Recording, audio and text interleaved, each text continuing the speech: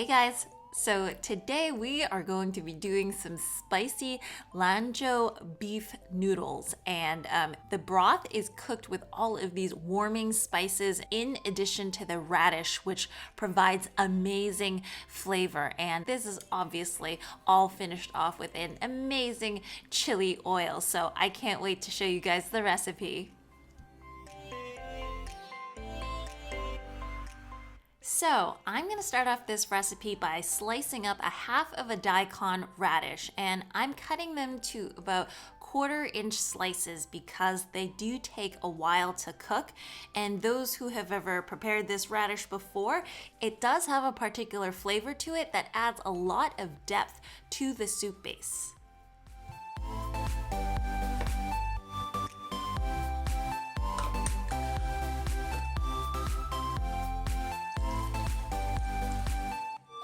I'm pouring in right around 4 cups of water to this, and I'm going to bring it to a boil, lower it down to a simmer, and cook the radishes for about 15 minutes before I add in the rest of the ingredients.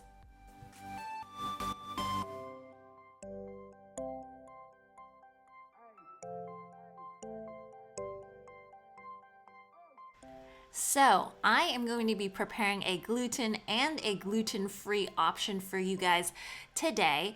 On the left, there is some seitan, and you only need enough for 2 portions. But for those who can't have it, I have some smoked tofu right here that I am just cutting up.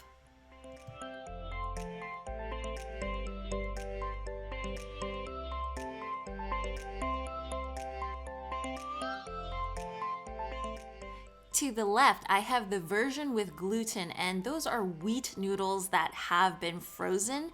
And then to the right, I actually have soybean noodles. If you all have not tried it before, it has such an amazing bite and is my new favorite thing.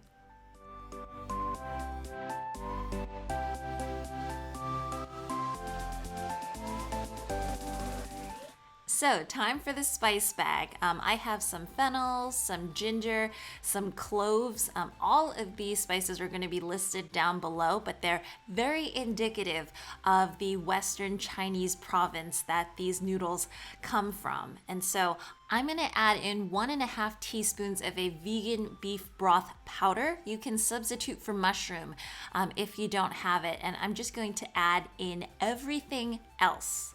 Now, obviously, if you're allergic to gluten, you're going to keep these guys separate and do the tofu with the tofu and the seitan with the seitan. So I'm just adding in a little bit more water because I think that has boiled down. Put this guy on a low simmer, and in 30 minutes, this broth will be delicious and good to go.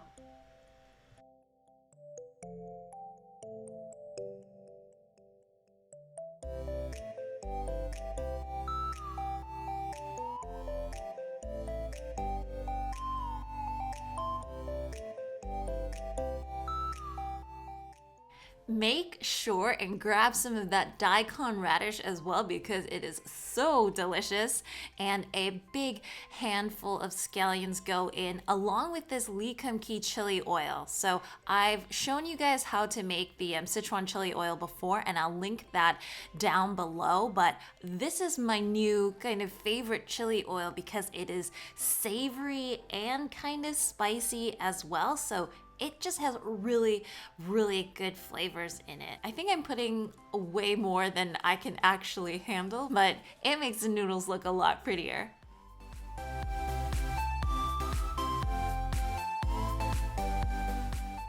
So for the gluten-free option, you can go ahead and make your own chili oil, but to save time, Declan actually has a chili oil on its own that is gluten-free. So I just do that and I drizzle a little bit over this noodle.